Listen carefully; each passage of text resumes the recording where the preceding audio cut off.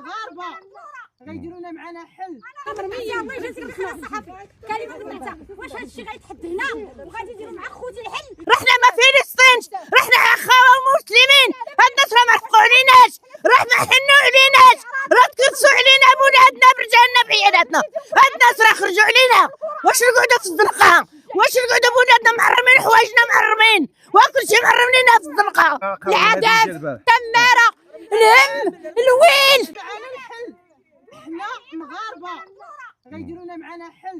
مرميه بغيت نسمع الصحفي كلمه بنتها واش هذا الشيء غيتحد هنا وغادي يديروا مع خوتي الحل. رحنا ما فلسطينش، رحنا اخوه مسلمين، هاد الناس راه ما رفقوا عليناش، راه ما حنوا عليناش، راه تكدسوا علينا بولادنا برجالنا بعيالاتنا، هاد الناس راه خرجوا علينا. واش نقعدوا في الزنقه؟ واش نقعدوا بولادنا محرمين حوايجنا محرمين وكل شيء محرم لينا في الزنقه؟ العذاب، التماره، الهم. بسم الله الرحمن الرحيم. اللهم اشرح لي صدري ويسر لي امري واحلل عقدة من لساني يفقهوا قولي. السلام عليكم ورحمة الله تعالى وبركاته. اخواتي المطحونات، اخواني المطحونين على وزن تحنمو في حكومة لجا تحنمو.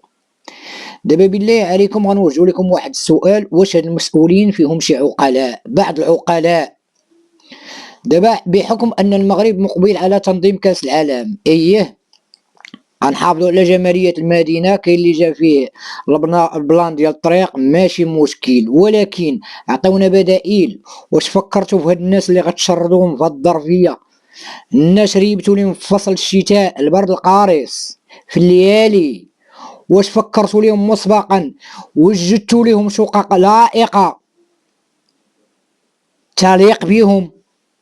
وجدت لهم فين سكنوا؟ ولا عريب نوض قاعد سير كري بنادم بين عشي ضحى ما ديرش حساب الوقت، نوض كري الكرا ساهل، كري عامين ولا 3 سنين ولا 4 سنين، العلم الله. الوعود الكاذبه راه معروفين بها نتوما. بالله عليكم واش هاد الناس مغاربه كيحملوا الجنسيه المغربيه؟ نعم. وشنو الذنب ديالهم؟ اشنو ذنبهم بحكم انهم تزادوا في هذه البلاد السعيده؟ اليس هذا عبث؟ اليس هذه قمه الحقره؟ اين هي الكرامه؟ اين هي الدوله الاجتماعيه؟ دابا هاد الناس راه ما عندهمش فيلات ولا كابانوات، راه غير سكن فين مستورين هما وليداتهم تيموتوا قبر الحياه. كتريبوا لهم وتهدموا لهم من اجل جماليه المدينه والملك العمومي. ولكن الملك العمومي في البحار اللي ساطين عليه نافذين كبار وديرين الفيلات وديرين الشاطوات، بالله عليكم اش هاد الحقره هادي؟ فين وصل المغرب؟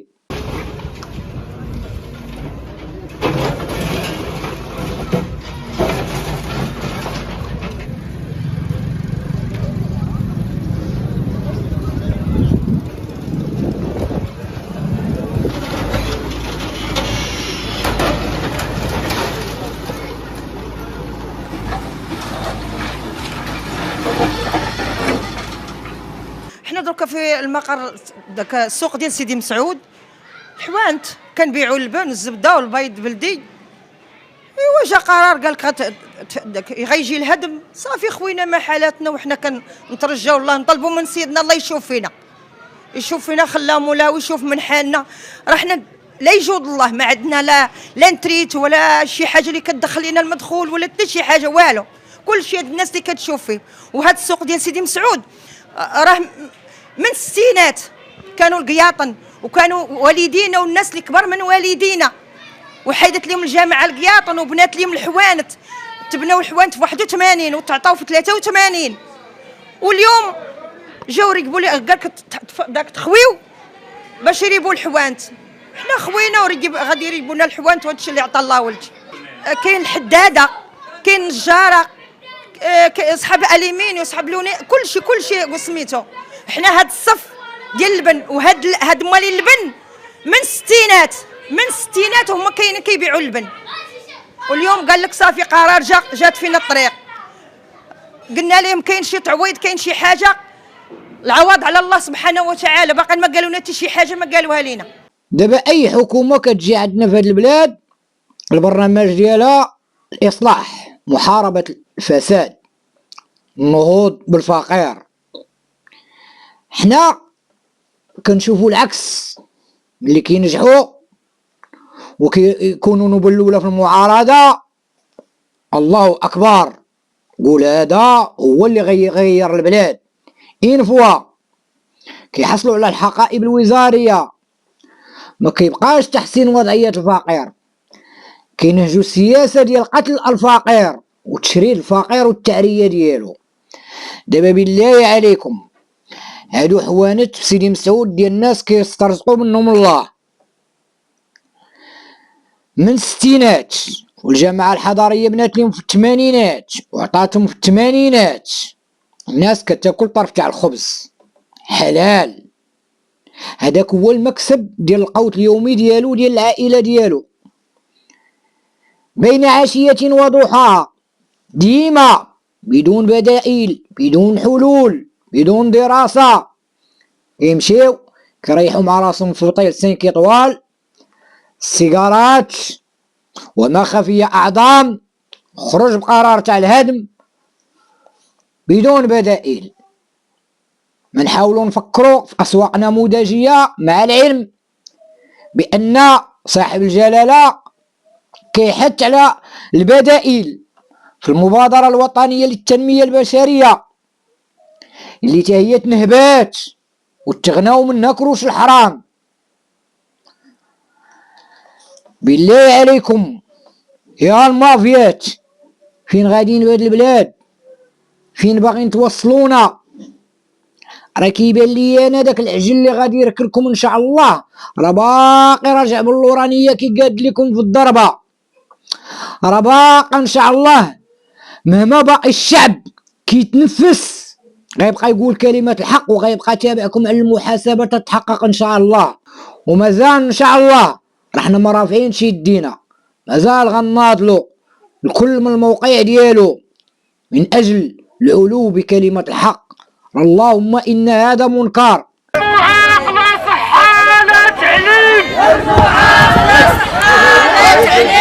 معكم محمد أوداداس، عضو تنسيقية السلام الوطنية للأشخاص في وضعية إعاقة.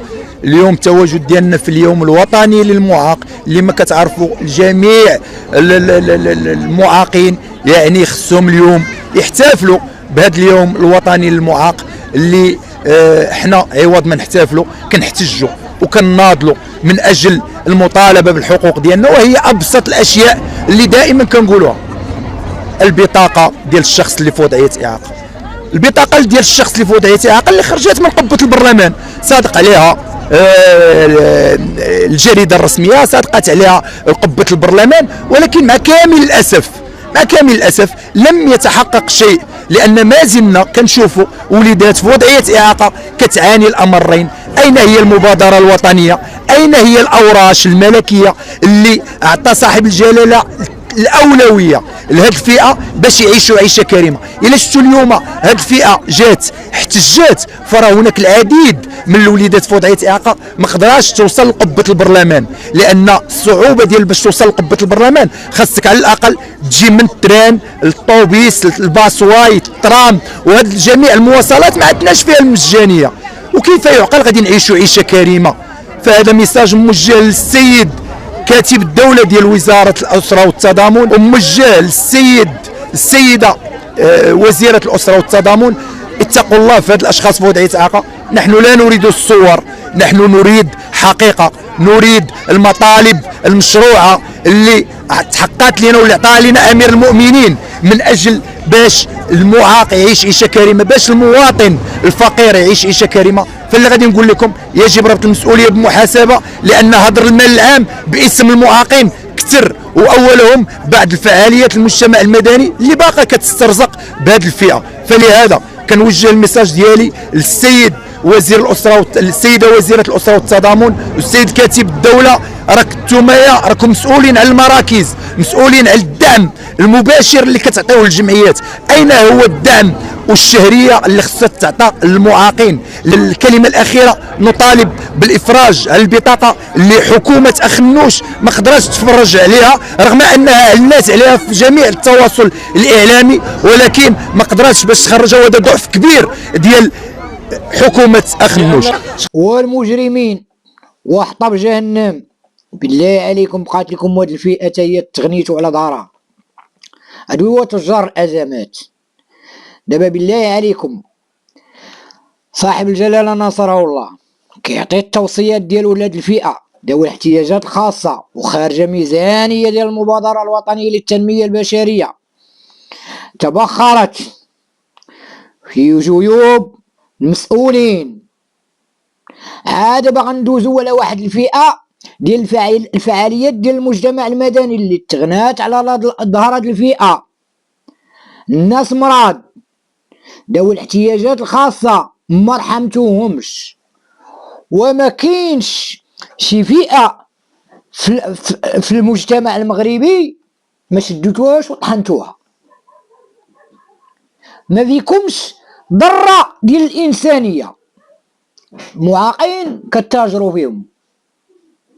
وانا عندي تجربه، انا شخص من ذوي الاحتياجات الخاصه، اقسم بالذي لا اله سواه الى الرئيس ديال هاد الوداديه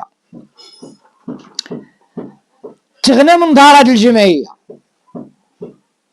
ولكن غتجي تهضر غيقولك عطينا ادله ويتم الاعتقال ديالك، مع العلم بان اعين الدوله التي لا تنام، وزاره الداخليه والجهاز ديال الامن والمخابرات لاديستي كيعلموا الشاده والفاده، كيعلموا الارصده ديال هاد الناس، الممتلكات ديالهم، ديال الجوجه ديالو، ديال نسيبو في هذيك الفتره اللي كان كيقوم بديك المهام، بدون ما يبلغ عليهم اي مواطن ولا جمعيه.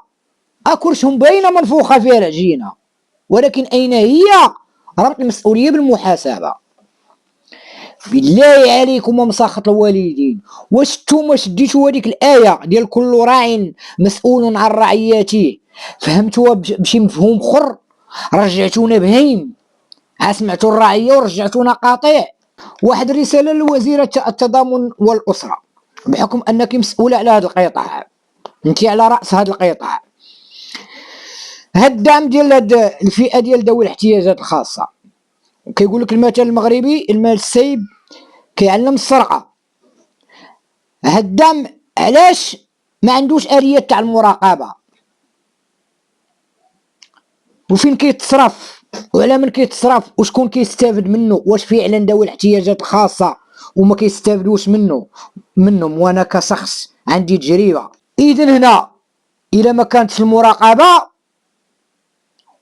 والاليات ديالها، راه كيبقى عندنا واحد السؤال.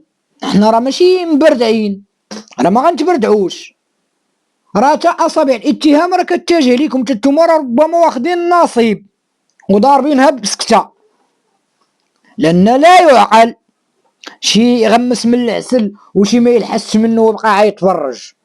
دابا الدعم هذا حنا ما مستافدينش منه.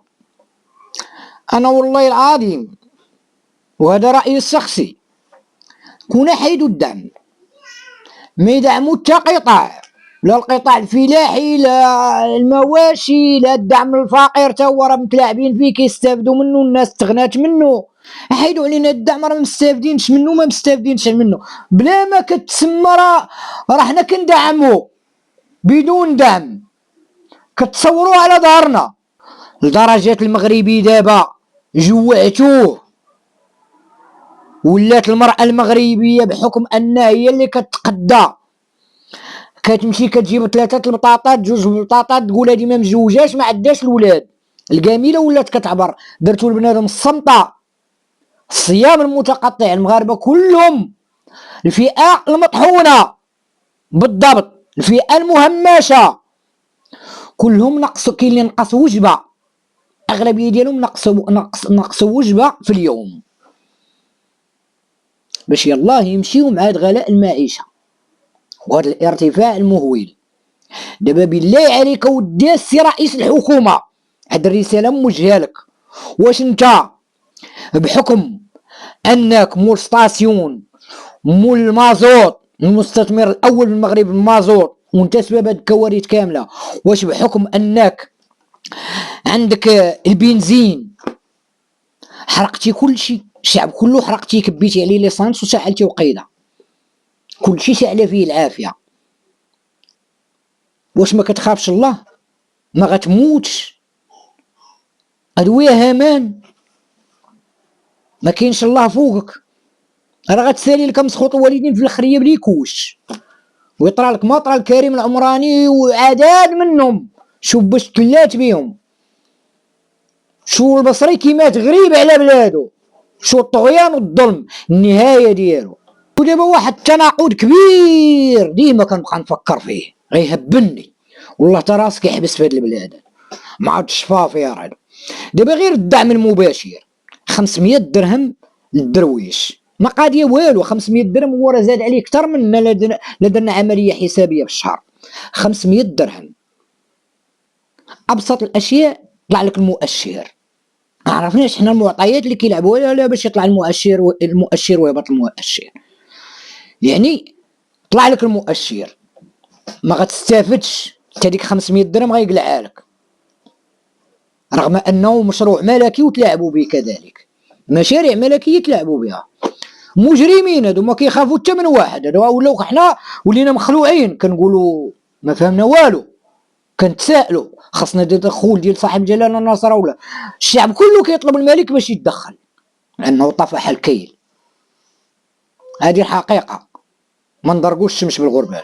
دابا هاد الدعم هذا طلع لك المؤشر ما تاخذش 500 درهم، ولكن الا مشينا للدعم ديال الفلاحه وديال الفراقشيه المخطط الاخضر والجيل الجديد وما الى اخره، الا مشينا لهذاك الدعم اللي غليظ، دعم سمين، حتى هذه حكومه الدعم تغنات بالدعم وطلعت بالدعم وكبرت وسط الدعم، اخنوش كابر من بكري بالدعم، تحيد لي صندوق المقاصه داز الدعم خطر منه. دابا هاد الدعم ديال الفلاحه وديال الدعم المنفوخ الغليظ لما تعطى هذاك تعطى لصحاب المؤشر طالع،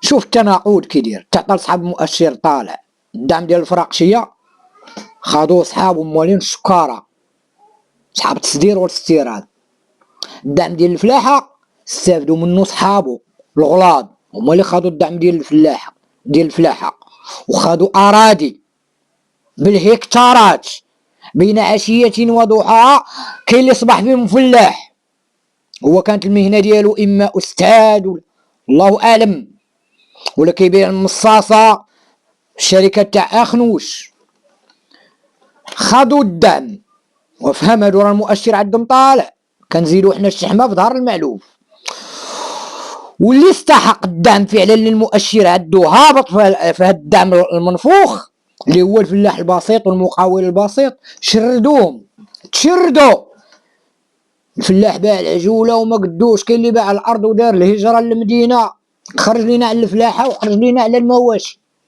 ولينا نستوردوا كل شيء بدون حسيب ولا رقيب. اين هي ربط المسؤوليه والمحاسبه على الناس شويه اللي عندهم مناصب هابطه، اراء نشدوا بهم نطفيو بهم العينين، نضرقوا بهم، نغطيو بهم، نديرهم خاميه ولا فوطه نمسحوا فيهم يدينا، هادشي اللي كاين. نصنتوا الوزير الداخليه باش نكونوا واضحين، اللي دا شي طرد الارض اللي ماشي من حقه خصو يردها، ومن الاحسن يردها قبل ما نوصلوا معاه، لان نوصل خزيت باش نهضروا بالهضره ديال الدارجه، باش نكون اللي دا شي طرد الارض اللي ماشي ديالو اللي ترجع الجماعه، ولا اللي دا شي درهم ماشي ديالو، من الاحسن له يردو. وراه في الدار البيضاء راه بدينا مع مجموعه الناس وحنا غنمشيو حتى الاخر، اللي دا شي درهم ديال الجماعه الترابيه اللي ماشي من حقه يديها، من الاحسن له يردها بالخاطر امين، غيردها بزز غيردها بزز.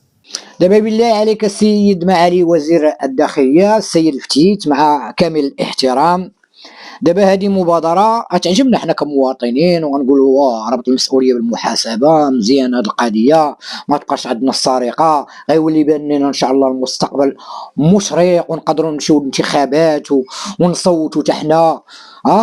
ولكن هاد اللي غادي يرجعوا هاد الاراضي اللي ناهبين، ولا اللي سارق شي درهم كما قلتي، ولا الداخليه غتكون معاه غضرب بيد من حديد. واش غادا تطبق غير على رؤساء الجماعات؟ حنا ما بغيناش، حنا بغينا تعمم.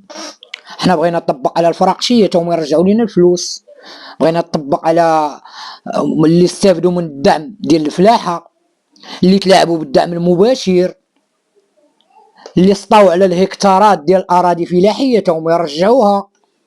وماشي نمشيو حنا ننقزو على دوك الحيوطه الصغار، شي حيط صغير ننقزو عليه راه ليا رئيس الجماعه ولا نسدو به الثقبه. لا، حنا بغينا التعمم، حنا بغينا ربط المسؤوليه والمحاسبه طبق على جميع المسؤولين كما كان الشأن ديالو من الاخر، باش عاد ترجع لينا الثقه في المؤسسات ديالنا ديال الدوله. السلام عليكم ورحمه الله تعالى وبركاته.